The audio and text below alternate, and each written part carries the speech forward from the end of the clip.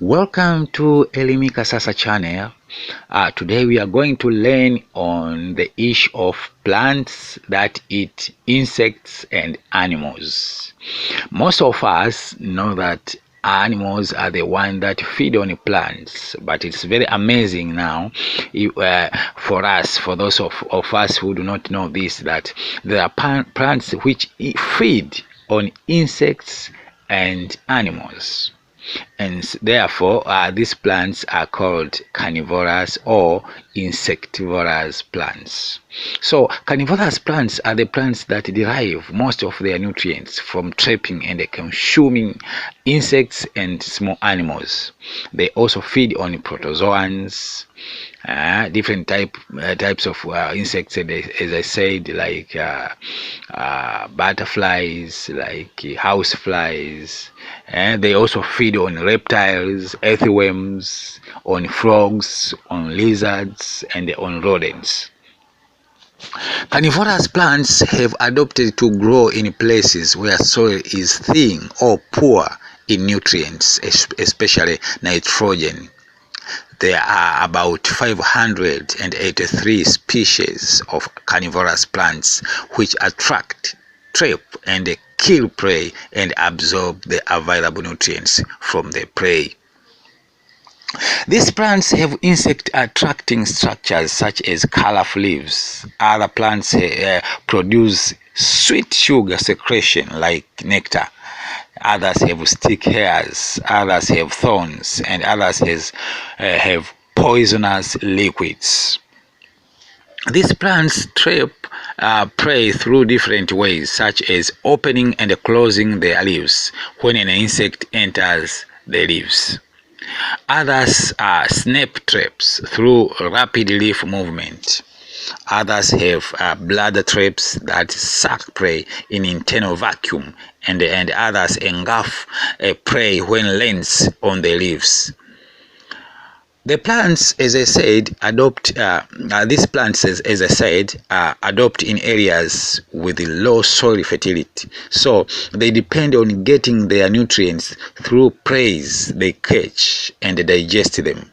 This is an adaptation feature for these plants. This is very amazing that some animals feed on plants, but some plants also feed on animals and insects.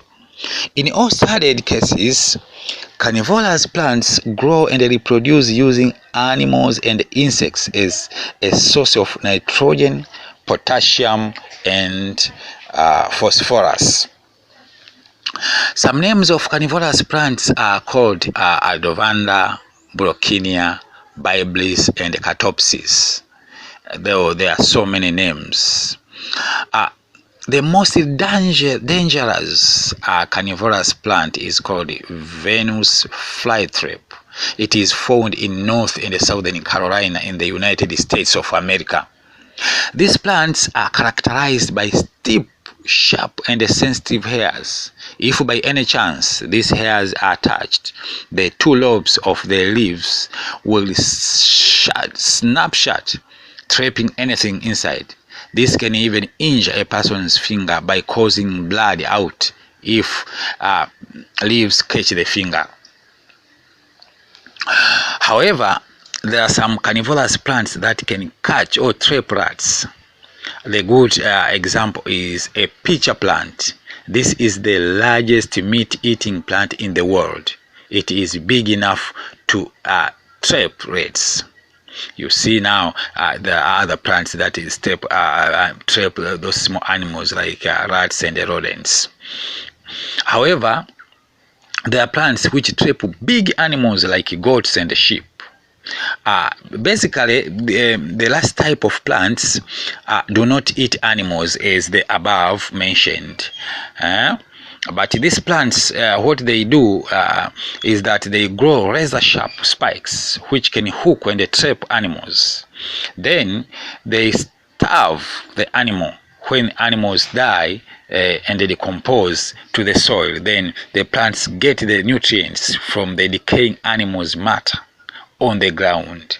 The good example of this plant is the puya plant, which is found in Chile, which traps big animals like goats and sheep. So this the last type of plant, as I said, the puya plant. They just engulf the animals and they cause them to die, because those animals, if in the long term they lack food and water, then if they die, then these plants will depend getting the nutrients from the dead bodies animal, from the decomposed body in the soil. Thank you so much. Welcome again to Elimika Sasa channel, so that you can learn more. Thank you.